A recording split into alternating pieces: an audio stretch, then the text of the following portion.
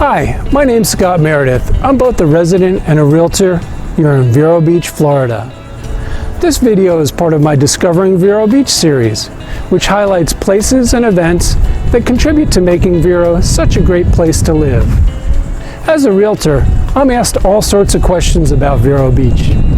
In this episode, I count down and answer the top 10 questions which I'm typically asked about the Vero Beach area.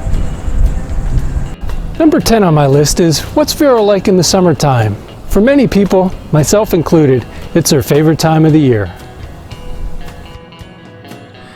Yes, it tends to be hot and humid, but the weather forecast is usually consistent. Highs between 88 and 92, sunny with a chance of afternoon T-storms. You get used to it, plus, we usually don't get heat waves like the rest of the country. Along the beaches you typically get a nice sea breeze, and in general, the pace during the summer is relaxed. Foliage around town is lush and green, traffic is lighter, and as a bonus, it's much easier to get a table at your favorite restaurant. The number 9 question on my list is, are there many churches in Vero Beach? The simple answer is yes. Vero Beach is an area where religion plays a significant part in many residents' lives. So it's not a surprise that there are a wide variety of places of worship to choose from in Vero. The 8th most common question that I'm asked about Vero is, which airport do I use when I travel? Usually it's Orlando International Airport, which is about an hour and a half drive, maybe a little bit longer from some parts of Vero.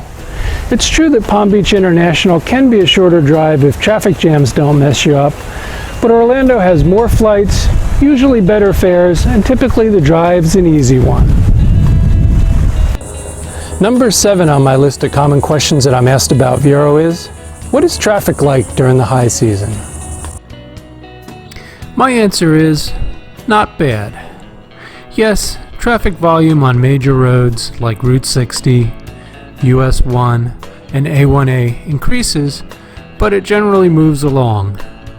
There are a few intersections on A1A where you may have to wait through 2 series at a traffic light every once in a while, but certainly not all the time.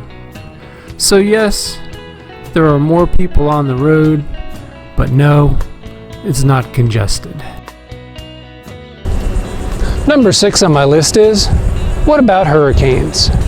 Sure, it's true that Florida does have to deal with hurricanes. It's also true that over the years, tougher building codes have decreased the likelihood of damage in case we are brushed by a hurricane.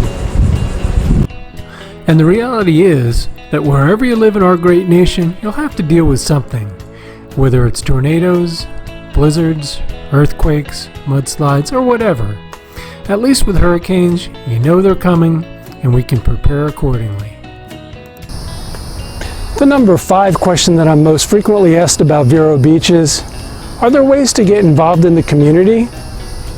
Absolutely. If you play a sport, have an interest or hobby, with just a little poking around the internet, you're likely to find a club, a group, or an organization in Vero made up of like-minded people. Also, volunteerism in Vero Beach is really big. If you have time to contribute to the community, I guarantee that you'll find a cause worth contributing it to. Number 4 on my list is, what are people like in Vero Beach? I'll have to generalize here, but I find that most people in Vero tend to be active, engaged, and happy to be here. And it doesn't matter if they're year-round residents, seasonal residents, or just visiting. Plus, by and large, there's an air of unpretentious sophistication in Vero Beach. Sure, there are a lot of fairly well-off people here, but they're not typically looking to show that off in a flashy way. The 3rd most frequently asked question that I get is, are there many things to do in Vero Beach? There sure are. In fact, there are numerous publications and websites with community calendars which are packed with things to do. From sports events, classes, exhibits, free concerts, car shows, and much, much more. In Vero Beach, if you're bored, you just aren't looking. The number 2 question that I get is, how are the medical services in Vero Beach? The caliber of healthcare professionals and medical facilities in Vero Beach is quite high. This shouldn't be a surprise because Vero is home to a good number of affluent residents who demand top-notch services. The medical community in Vero Beach centers around Cleveland Clinic, Indian River Hospital, which is located on 37th Street. The hospital is surrounded by many medical practices, surgery centers, imaging facilities, and other healthcare-related businesses. The most common question that I get is, what drew me to Vero Beach? The simple answer to this question is, Vero just clicked. It's not too big or overdeveloped or congested with traffic, but it does have a lot going on, friendly people, a nice variety of restaurants, plenty of green space, and of course, beautiful beaches. If you'd like some specifics, check out my other top 10 video, the top 10 things I love about Vero Beach. I hope you've enjoyed this video and that it answered some questions that you might have had about Vero Beach. If you have other questions or are thinking about making a move to Vero, reach out to me. Helping people to find the right property, answering any questions, and making sure the entire process goes smoothly is my specialty. Please check out some of my other videos, perhaps subscribe to my YouTube channel.